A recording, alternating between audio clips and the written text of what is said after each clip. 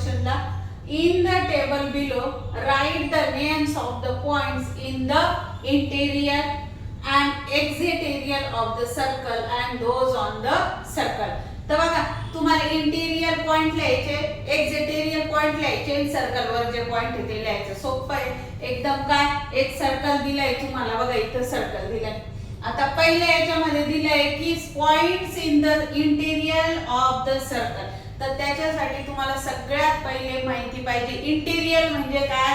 बघा आता मी हा जो सर्कल काढलाय, या सर्कलच्या आतमध्ये जे येतं ते काय आहे, interior part of the circle.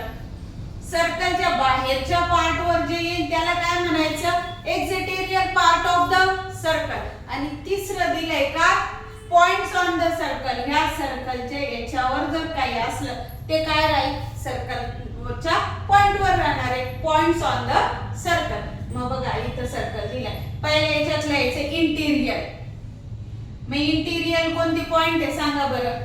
Point y, point p, point r आणि पॉइंट एक्स. मग लिहायचं इथं वाय पी आर आणि शेवटचा कोण, एक्स. एवढे पॉइंट काय interior of the circle. Finish. दुसरं आहे तुमचं काय, points in the exterior of the circle. सर्कलच्या बाहेरचे पॉइंट्स कोणते कोणते आहेत. बघा सर्कलच्या बाहेर कोण आहे सांगा बरं.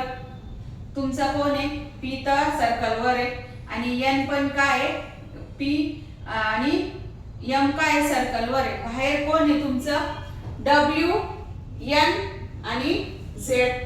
मग काय आहे तुमचे सर्कलच्या बाहेरचे, डब्ल्यू एन आणि झेड. हा पी आणि एम काय सर्कल वर. तर पॉइंट्स ऑन द सर्कल काय, पी आणि एम.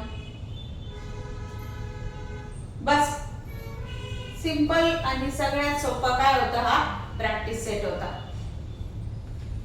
व्हिडिओ आवडल्यास लाईक करा, शेअर करा आणि सबस्क्राईब करायला विसरू नका. आणि तुमच्या मित्रमैत्रिणींनाही व्हिडिओ बघायला सांगा, शेअर करायला सांगा आणि सबस्क्राईब करायला पण नक्की सांगा.